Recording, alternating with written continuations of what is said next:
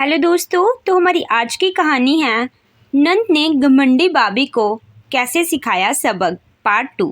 तो दोस्तों, अगर आप पार्ट 1 देखना चाहते हैं तो उसका लिंक मैं डिस्क्रिप्शन बॉक्स में दे दूंगी, आप वहां से जाके देख सकते हैं। छोड़िए, अगर नौकरी ही करनी है तो डंकी कीजिए और जो भी पैसा आपने जमा किया है मुझे दीजिए। मैं छोटा सा ही पर खुद का स्टार्टअप शुरू करना चाहती हूँ।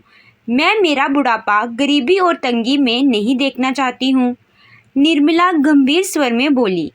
शुभम ने बहुत से सवाल पूछे, कई बार आपत्ति भी दर्ज किया, एकाएक मन स्थिति में हुए परिवर्तन का कारण भी पूछा।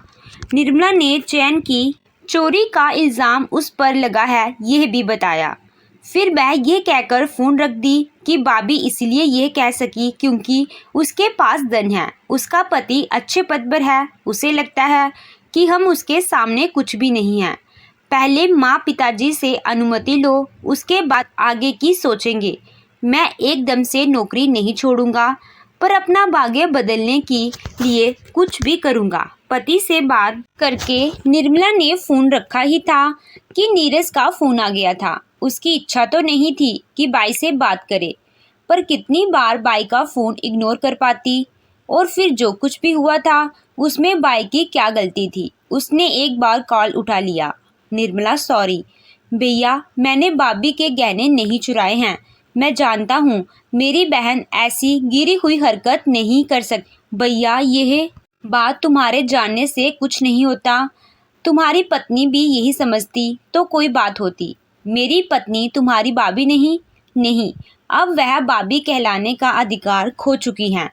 नंद ससुराल में रहने वाली वह पहली सहेली होती है जिससे बनती हो तो ससुराल में स्वर्ग की अनुभूति होती है, और ना बनती हो तो ससुराल में ही नर्क का नज़ारा दिख जाता है। तुम कहना क्या चाहती हो? मुझे उससे प्रेम था, इसलिए मैं ससुराल में बहुत रिक्वेस्ट करके इजाज़त लेकर उसकी सेवा करने गई थी, पर उसने मेरे ऊपर जो इल्ज़ाम लगाया है उसकी सूरत में मैं उस जगह भी जाना पसंद नहीं करूँगी जहाँ उसके आने का अंदेशा हो। ठीक है, तुम्हारा गुस्सा करना जायज़ है, पर मैं तो वहाँ आ सकता हूँ ना जहाँ तुम रहती हो। आप मेरे बड़े भाई हो, आपको मुझसे इजाज़त मांगने की ज़रूरत नहीं। पर भैया, छोटी बहन के मान की रक्षा करना, मुझे उस औरत के सामने खड़ा होने के लिए मजबूर मत करना। और हाँ, उसे कहना कि वह चाहे तो चैन गुम होने की पुलिस रिपोर्ट वह अभी कर सकती है। मैं कामना करूँगी कि उसकी चैन पुलिस को मिल जाए, क्योंकि जब तक उसे उसकी चैन नहीं मिलेगी उसे चैन नहीं पड़ेगा। उसे मेरी निर्दोषता पर यकीन भी नहीं होगा। मैं अगली ट्रेन पर गया आ रहा हूँ तुम्हारा सामान लेकर। विषय परिवर्तन की गर्ज से नीरज बोला। केवल सामान लौटाने के लिए आ रहे हो तो मत आना। उससे कहना कि मेरे सामान की तलाशी भी वह पुलिस से करवा ले। यह कहकर निर्मला ने फ़ोन काटे बिना ही खुद से दूर रख दिया। नीरज कुछ देर तक फ़ोन कान से लगाए रहा, फिर कॉल डिस्कनेक्ट कर शुभम के फ़ोन पर रिंग करने लगा। मीरा की नादानी के कारण अभी और भी कई जगह पर उसे शर्मिंदा होना बाकी था।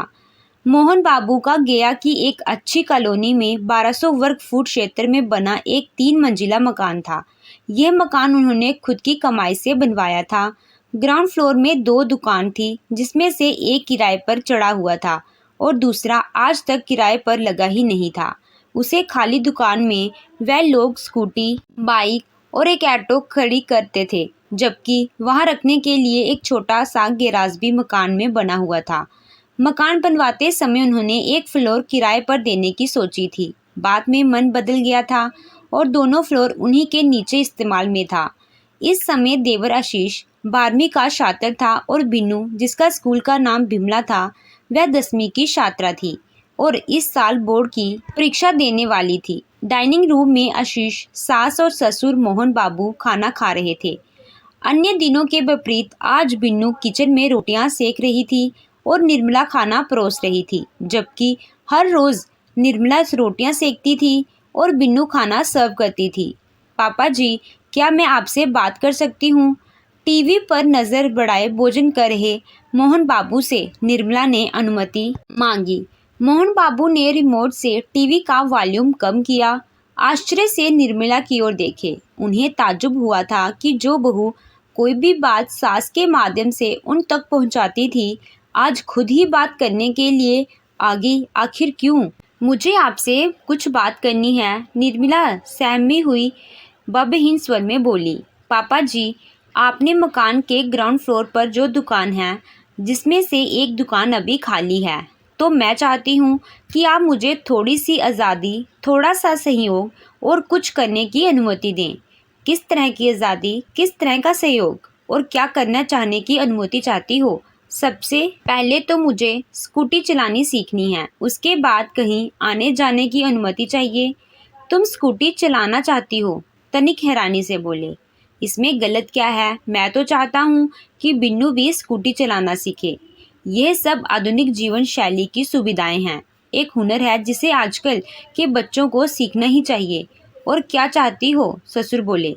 मुझे दुकान की चाबी चाहिए और ज़रूरत के हिसाब से उसमें मैं रंग रोगन और फर्नीचर लगवाना चाहती हूँ।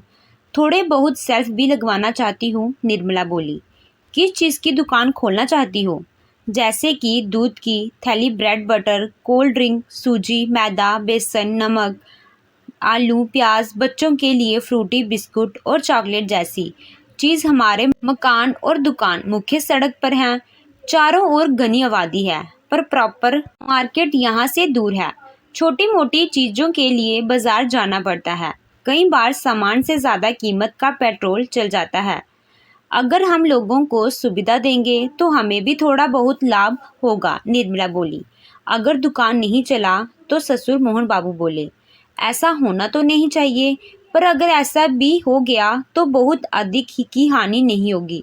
तकरीबन चीज़ तो हमारे घर में ही उसे यूज़ हो जाएंगी। इतना क्रांतिकारी विचार तुम्हारे मन में आया कब? पुष्पा देवी पूछी। शादी से पहले मैं ग्रामीण परिवेश में रही हूँ। शादी के बाद जब मैं यहाँ आई तो यहाँ का वातावरण मुझे बहुत ही भव्यशाली लगा, जैसे ये सब कुछ है। पर जब मैं पटना में रही तो वहाँ की हर चीज़ यहाँ से ज़्यादा भव्यशाली है। मेरे मन में यही ख्याल आया कि घर में धन है तो वैभव है। जब तक कमाई नहीं बढ़ाई जाएगी तब तक सुख सुविधा नहीं झेली जा सकेगी, निर्मला बोली। कहीं यह विचार तुम्हारी भाभी के कारण तो तुम्हारे मन में नहीं आया? पुष्पा देवी बोली। विचार तो पहले से ही मन में था, पर भाभी के कारण एकदम से फैसला लिया। माँ जी, यह पैसे का ही जलवा है कि एक आदमी को खुद से बड़ा या छोटा समझता है। मेरी कुछ बातों का जवाब दो। पहले यह कि जो काम तुम करना चाहती हो उसमें जो पूंजी लगेगी वह कहाँ से आएगा? मोहन बाबू बोले। कुछ पैसे मेरे पास हैं, कुछ देंगे भैया और कुछ आप भी हेल्प कीजिए। कुछ हम प्रधानमंत्री रोजगार के तहत लोन ले लेंगे, निर्मला बोली। एक आखिरी सवाल, तुम कहाँ यहाँ दुकान चलाओगी? शुभम यहाँ से बहुत दूर राजस्थान में नौकरी करेगा। जब इसी तरह जिंदगी गुजारनी है तो तुम्हारी शादी का मतलब क्या निकलेगा? पापा जी, मैं नहीं चाहती कि मैं पूरी जिंदगी मजदूर वाली जिंदगी बिताऊं। ये बताते हैं कि ट्रीटमेंट की स्थिति रेलवे में किसी मजदूर से बेहतर नहीं होती है। हाँ, महीने में दाल रोटी खाने भर पैसा मिल जाता है। बेरोजगार होने का कलंक मिट जाता है, पर जिसे देखो वही अपमानित करता है। भारी सामान उठाना, झुलती गर्मी में पसीना बहाना, पूरी जिंदगी अवाम में जीना, घर परिवार से दूर रहकर भी कष्ट झेलना है तो वही कष्ट हम साथ रहकर भी झेल लेंगे। ईश्वर और अपने भाग्य को दोषी ठहराने से पहले हम ये भी तो देखें कि हमने ईश्वर से मांगा क्या था। आप ट्रकमैन का फॉर्म भरेंगे तो ईश्वर आपको ट्रक में ही नहीं तो बनाएगा। पहले स्कूटी चलाना सीखो, फिर थोड़ा और भी विचार करो। व्यापार के बारे में थोड़ी जानकारी दिखाओ, बाजार को समझो, संभावित ग्राहकों की ज़रूरत और उनका मिजाज समझो। अगर 2 महीने बाद भी तुम्हारा यही इरादा रहेगा तो मैं मेरे कॉन्टैक्ट से भी तुम्हारी मदद करूंगा। वर्षों तक गया के रजिस्ट्रार ऑफिस में काम किया हूँ। बहुत से मकबूल व्यापारियों से मेरी जान पहचान भी है। देखते हैं कि उनमें से कितने लोग हमारी मदद करते हैं। मोहन बाबू भोजन समाप्त कर कुर्सी से उठते हुए बोले। उसी रात जब पुष्पा देवी सोने के लिए कमरे में आई तब हाथ में पड़े पुस्तक को एक ओर रखते हुए मोहन बाबू बोले, निर्मला की भाभी की क्या बात है? पुष्पा देवी जितना निर्मला से सुन चुकी थी पूरा का पूरा सविचार पटना की घटना उन्हें बताने लगी। मोहन बाबू पूरी बात सुनकर थोड़ी देर तक सोचते रह गए थे। वह पढ़े लिखे समझदार व्यक्ति थे। गया रजिस्ट्रार ऑफिस में लिपिक रह चुके थे। थोड़ी देर तक विचार करते रहे, फिर बोले, निर्मला को इस घर में आए हुए अभी ज़्यादा दिन नहीं हुए हैं, इसीलिए उसके बारे में हम बहुत आत्मविश्वास के साथ कुछ भी नहीं कह सकते हैं। पर चोरी का इल्ज़ाम बहुत ही गंभीर आरोप है। अगर ये सच है तो हम ठगे गए हैं, और अगर निर्मला निर्दोष है तो उसे हमारी सहानुभूति की आवश्यकता है। अपनी तरफ से उसे इस मामले में कुछ भी मत कहना। अगर वह खुद कुछ कहना चाहे तब सहानुभूति पूर्वक सुनाना। पुष्पा अपनी बेटी ब्याहकर पराया घर चली जाती है। जीवन इन्हीं लोगों के साथ जीना होता है, इसीलिए बहू का माँ बेटी से किसी कदर भी कम नहीं होना चाहिए। इन्हीं बागों के सहारे घर स्वर्ग नर्क बनता है। निर्मला ने चोरी किया है या नहीं, ये तो मैं नहीं कह सकती, पर इतना ज़रूर कह सकती हूँ कि भले ही उसकी परवरिश गांव में हुई है, पर वह उच्च शिक्षित, पढ़ी लिखी, समझदार लड़की है। वह 4 बच्चों को ट्यूशन भी पढ़ाए तो भी कर पैसे जमा कर सकती है। कई बार वह बीनू को भी पढ़ाने में मदद करती है। देखो पुष्पा, आज इस लड़की ने मेरे दिल की बात कह दी है। मैं मन से कभी भी शुभम के ट्रीटमेंट बनने में से खुश नहीं था। हर कोई यह आश्वासन देता कि कुछ दिन के बाद तरक्की मिल जाएगी, लड़का टिकट चेकर या बुकिंग बाबू बन जाएगा। बन गया तो ठीक है, पर अगर नहीं बन पाया तो? यानी आप निर्मला को दुकान खोलने देंगे? इतनी जल्दी फैसला मत करो, मुझे कुछ दिन सोचने समझने दो। कुछ दिन वह भी समझ ले, शुभम से भी बात करेंगे, उसके बाद फैसला लेंगे। जिस समय पुष्पा देवी और मोहन बाबू में यह बात हो रही थी, ठीक उसी समय निर्मला और बिनू आशीष के कमरे में उसे मना रहे थे कि वह कल से ही उन्हें स्कूटी चलाना सिखाए। घटना के 2 सप्ताह के बाद वीनू और निर्मला स्कूटी से घर वापस लौटी। स्कूटी निर्मला चला रही थी और बीनू पीछे बैठी हुई थी। दोनों को स्कूटी चलाना सीखने में ज़्यादा वक्त नहीं लगा था। दोनों ही पहले से साइकिल चलाना जानती थी। पहले ही दिन आशीष ने दोनों को स्कूटी की बेसिक चीज़ समझा दी थी। बारी बारी से दोनों से स्कूटी चलवा भी दिया था। अब दोनों को सिर्फ प्रैक्टिस करने के लिए रोज़ाना स्कूटी चलाना पड़ता था। 2 दिन के बाद तो आशीष ने उनके साथ जाना भी छोड़ दिया था। निर्मला स्कूटी को स्टैंड पर खड़ी कर जैसे ही सिर से हेलमेट उतारकर अपने बालों को पीछे की और करने के लिए अपनी गर्दन को झटक दी, उसकी नज़र सामने से आ रहे नीरज पर पड़ी। उसने जल्दी से हेलमेट और स्कूटी की चाबी बीनू को दिया, फिर लगभग दौड़ती हुई सीढ़ियां चढ़कर अपने कमरे में पहुंचकर दरवाज़ा अंदर से बंद कर ली। वह अपने अपमान से इतनी आहत हुई थी कि जिस बाई का वह बहुत उपकार मानती थी, उससे अब मिलना भी मंजूर नहीं था। नीरज 4 घंटे का ट्रेन से सफ़र कर निर्मला का ट्रॉली बैग लौटाने आया था। वह निर्मला से मिलकर उसके भूल की माफ़ी मांगना चाहता था, जो उसने किया ही नहीं था। उसने निर्मला को हेलमेट उतार कर बालों को झटका देकर पीछे करते देख लिया था। भाई बहन की आंखें भी मिली थी। बहन को खुद से दूर दौड़कर भगाते हुए भी उसने देखा था। समझ गया था कि वह उससे मिलना नहीं चाहती है। क्रोध तो उसे भी आया। जी चाहा कि बीनू को निर्मला की ट्रॉली बैग पकड़ाते हुए वहीं दरवाजे से वापस पटना लौट जाए, पर नमक के साथ कभी नमक नहीं खाया जाता। क्रोध की अग्नि को कभी क्रोध से नहीं बुझाया जा सकता। वह बीनू के साथ सीढ़ियां चढ़कर पहली मंजिल पर स्थित ड्राइंग रूम में पहुंचा। बीनू के कहने पर एक सोफे पर बैठा। थोड़ी देर में ही बीनू एक ट्रे में पानी और शरबत का गिलास लेकर आ गई। शरबत पीते हुए नीरज ने निर्मला को फ़ोन किया। क्यों आए हो आप यहाँ? मैंने मना किया था ना कि यहाँ मत आना, निर्मला क्रोध से बोली। तुम भले ही फ़ोन पर मेरे चांद सवालों के जवाब दे दो, मैं फ़ौरन चला जाऊँगा और तब तक तुम्हारे घर वापस नहीं आऊँगा जब तक कि तुम खुद मुझे यहाँ आने के लिए नहीं कहोगी। कैसे सवाल?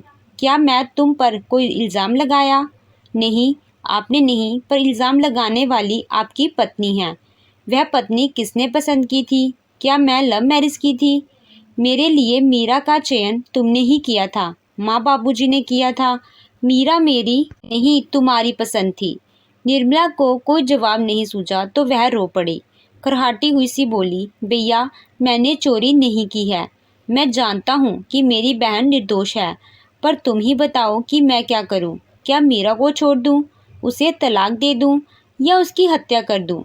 प्रत्युत्तर में मोबाइल से स्पीकर से निर्मला की शिकारी सी निकली, निर्मला, यह बड़े लोग किसी खंजर के उस नक्शोदार दस्ते की तरफ होते हैं जो देखने में तो बहुत खूबसूरत लगते हैं, पर इस्तेमाल करने वाला ही जानता है कि वह नक्शीदार दस्ते इस्तेमाल करने वाले को छुपाते भी थे। मेरी भी यही हालत है। ससुर की दौलत की चक्रचांद में हमने गलत घर में रिश्ता तय कर लिया। उसकी नज़र में उसके पिता ने दूसरी कीमती चीज़ों की तरह ही बहुत महंगे दामों पर उसके इस्तेमाल के लिए पति नाम का एक जीव खरीद दिया है। मैं दरवाज़ा खोल रही हूँ, आप ऊपर मेरे कमरे में आ जाओ, निर्मला फ़ोन पर बोली। ड्राइंग रूम से ही ऊपर जा रही सीढ़ियाँ चढ़कर नीरज निर्मला के कमरे में पहुँचा। निर्मला ने बड़े भाई के पाँव छूकर आधार मान दिया, फिर बोली, भैया ये छोटा सा कमरा है, मेरी हर चीज़ इसी कमरे में रहती है। अगर मैं कोई चीज़ चुरा कर भी लाऊंगी तो यही रखेगी। आप अपनी तसल्ली के लिए पूरे कमरे की तलाशी ले लीजिए। क्यों अपने कमरे में बुलाकर जलील कर रही हो? क्या मैं मेरी बहन को नहीं जानता? क्या मैं तुम्हारे घर की तलाशी लेने के लिए यहाँ आया हूँ? निर्मला खामोश रह गई। 3 साल से ज़्यादा उस घटना को बीत चुके थे। शुभम ने नौकरी तो नहीं छोड़ी थी, पर नौकरी पर जाता भी नहीं था। उसने लंबी बीमारी का प्रमाण पत्र दे रखा था। उसे इस अवधि का वेतन तो नहीं मिलता था, पर भविष्य में जब कभी मन बदलते तो वह वापस नौकरी पर जा सकता था। बीच बीच में नौकरी बचाने के लिए कुछ दिनों के लिए राजस्थान जाकर अपनी उपस्थिति दर्ज करवा आता था। वह दिन में निर्मला के व्यवसाय में माल लाने, उसे जमाने, जो माल बिक नहीं रहा हो उसे वापस करवाने जैसे कामों में निर्मला की मदद करता था। थोड़ा बहुत वक्त ठेकेदारी जैसे कामों को सिखाने में सर्व करता था। शाम का वक्त अच्छी नौकरी की चाह में किताबों में झुकता था। मोहन बाबू के कॉन्टैक्ट में निर्मला की बहुत मदद की थी। ससुर की रेफरेंस से कई बार माल कम कीमत पर या ज़्यादा दिनों के उधार पर मिल जाता था। शुरुआत में तो लगता था कि दुकान के मस्तक पर प्रोविज स्टोर का बोर्ड लिखवाना, कम चलाओ फर्नीचर, सेल्फ और स्टोरेज खरीदना बेकार ही गया था। दुकान का किराया अगर चुकाना पड़ता तो निर्मला हताश होकर दुकान बंद कर देती। फिर धीरे धीरे ग्राहक आने लगे। ग्राहक की भर्ती बढ़ने लगी। ना चाहते हुए भी उसे अपने दुकान में सिगरेट, तंबाकू और पान मसाला जैसी चीज़ रखनी पड़ी। जैसे ही ग्राहकों की कोई नई मांग होती, निर्मला उसकी लिस्ट बनाकर वह चीज़ दुकान में रखने की कोशिश करती, भले ही मुनाफा हो या ना हो।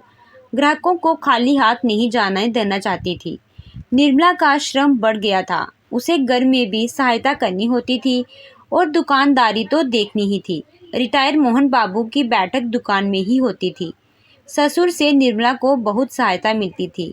धीरे धीरे निर्मला की दुकान चल पड़ी थी। कोरोना के कारण जब लॉकडाउन लगा था तब उसे अप्रत्याशित लाभ हुआ था। उसके पास माल का स्टॉक तो ज़्यादा नहीं था, पर माल मंगवाने की सुविधा थी। स्टॉक रखने के लिए जगह की कमी तो थी ही नहीं, खुद का बड़ा दुकान था। मकान में भी कई कमरे खाली थे। उसी समय पूरी कॉलोनी ही उनके ग्राहक बन गई थी। मोबाइल पर व्हाट्सएप मैसेज आ जाता था और माल आते ही पैक करके ग्राहक को उसके घर पर डिलीवरी दे दी जाती थी। उस दौरान भी अन्य पूर्ण लाभ ना कमाने के कारण कॉलोनी में उनकी दुकान की स्वीकृति बढ़ गई थी। लोग पक्के ग्राहक बन गए थे, जो कि लॉकडाउन ख़त्म होने के बाद भी दुकान से खरीदारी कर रहे थे। अब निर्मला को पल भर की भी छुट्टी नहीं थी। लॉकडाउन के बाद जब कंस्ट्रक्शन का काम फिर से चालू हुआ तो शुभम ने भी सरकारी नौकरी के लिए प्रयास करना छोड़ दिया। उसने एक बंद हो रही फैब्रिकेशन वर्क का काम करने वाली एक छोटी सी दुकान को लीज पर ले लिया था और लोहे की जालियां, गेट, फेसिंग जैसी चीज़ ऑर्डर पर बनाने शुरू कर दिया था। रेलवे की ट्रेनिंग उसके बहुत काम आ रही थी। बाद के दिनों में उसने कई भवन निर्माण करने वाले ठेकेदारों से दोस्ती गांठ ली थी। आपसी सहयोग से उसे काम भी मिलने लगा था। धीरे धीरे उसकी हैसियत एक कारखानेदार जैसी होने लगी थी। अब तो छोटा भाई आशीष भी बिजनेस में जाना चाहता था। इसके लिए वह काम सीखने के उद्देश्य से सैनिटरी फिटिंग्स की एक दुकान पर पार्ट टाइम नौकरी करने लगा था। बीते सालों में बहुत कुछ बदला हुआ था। मंजिले बाई निरंजन की शादी तय हो गई थी। माँ आशा देवी ने निर्मला को शादी में सहयोग एवं ज्वेलरी की खरीदारी करने के लिए निर्मला को बुलाया। माँ, जब से दुकान खोली हूँ मुझे पल भर की भी फुर्सत नहीं होती है, निर्मला असमर्था जताती हुई बोली। अरे 2-4 दिन दुकान बंद रख लोगी तो कोई आफत नहीं आ जाएगी? आफत ही आ जाएगी माँ, ग्राहक दूसरा दुकान ढूंढने लग जाएंगे, फिर तो तू शादी में भी क्या आएगी? सच कह रही हूँ माँ, मैं चाहकर भी नहीं आ पाऊंगी, एक दिन के लिए भी नहीं, 1 मिनट के लिए भी नहीं। क्यों? क्यों क्या? तुम्हारे घर में बहुत बड़े बड़े लोग आएंगे, गैरों से लगी हुई उनकी बीवियां आएंगी, गलती से भी किसी की कोई चीज़ गुम हो गई तो मेरे ऊपर इल्ज़ाम लगा दिया जाएगा। मैं पहले से ही चोर घोषित कर दी गई हूँ, वहाँ मेरे अलावा हर औरत शरीफ होगी। तुम समझ रही हो ना कि तुम बोल क्या रही हो? औरत लाख अपमान सहने के बाद भी अपना मायका नहीं छोड़ती। मायके को मैंने नहीं छोड़ा है, मायके वालों ने मुझे छोड़ दिया है। अगर इतना ही बुरा लग रहा है तो नहीं लेना था ना उसका चैन, माँ गुस्से से बोली। माँ, निर्मला के कंठ से एक चीख सी उबल गई, फिर एक एक शब्द तोल तोल कर बोली। नीरज भैया भी मुझ पर यह इल्ज़ाम लगाया होता तो मुझे उतनी चोट नहीं लगती जितना मुझे अब लगा है। एक माँ होकर भी अपनी बेटी पर तुम भरोसा नहीं कर सकी। कैसे करूँ भरोसा? चोरी करने का मौका सिर्फ तुम्हारे पास था, जिसे तुमने बुलाया भी और चैन बेचने से मिली रकम से इतनी बड़ी दुकान भी खोली। मेरे कुछ भी बोलने से कोई फ़ायदा नहीं। जब तुमने मुझे समझ ही लिया है मैं चोर हूँ, अब तो बस यही दुआ कर सकती हूँ कि ईश्वर करे कि तुम्हारी बहू का गुमा हुआ चैन उसे वापस मिल जाए। जब तक उसका चैन नहीं मिलेगा तब तक तुम लोग मुझे भी चैन से जीने नहीं दोगी।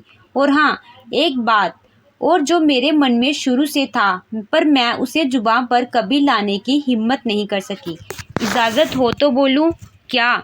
इस बात की भी क्या गारंटी है कि चैन चोरी भी हुआ था? यह भी तो हो सकता है कि मीरा ने वह चैन किसी को दे दिया हो, और चैन किसी और को क्यों दिया है? इस तरह के सवालों से बचने के लिए मुकर रही हो। तुम कहना क्या चाहती हो? कई साल पहले दिल्ली की एक सच्ची घटना है। एक युवती का भूतपूर्व प्रेमी युवती की शादी हो जाने के बाद पुरानी तस्वीरों के आधार पर उसे ब्लैकमेल कर रहा था। पहले नगद छीन लिया, जब नगद नहीं बचा तो गहने जपकने लगा। चुप करो, आशा देवी क्रोध से बोली। तुम उसके चरित्र पर लांछन लगा रही हो, और वह क्या कर रही है? मुझे चोर साबित करके मेरी इज्जत बढ़ा रही है। माँ, एक बात है, अगर वह शादी में आएगी तो मेरा आना संभव नहीं है, इसीलिए अब इसे समझ लो कि मैं शादी में नहीं आ पाऊंगी। हो सके तो मुझे माफ़ करना। निर्मला ने फ़ोन रख दिया था। उस शादी में निर्मला की अनुपस्थिति के कारण मीरा, जो सिर्फ 2 दिन के लिए आई थी, उसे निर्मला के खिलाफ माहौल बनाने का भरपूर मौका मिला था। एक तरह से उसने सिद्ध कर दिया था कि निर्मला के मन में चोर है, तभी वह सगे भाई की शादी में नहीं आई थी। निर्मला ने अपने घर से किसी को भी उस शादी में नहीं जाने दिया था। अगली बार जब मीरा पुनः गर्भवती हुई तो डॉक्टर ने पहले से ही उसे चेतावनी दिया था कि वह कंप्लीट बेड रेस्ट करे। तो दोस्तों, आगे की कहानी जानने के लिए हमारे साथ बने रहिए। इसका अगला भाग आपको कल सुनने को मिलेगा। कहानी अच्छी लगी हो तो वीडियो को लाइक कीजिएगा, चैनल पे नए हो तो चैनल को ज़रूर सब्सक्राइब कीजिएगा। Thank you.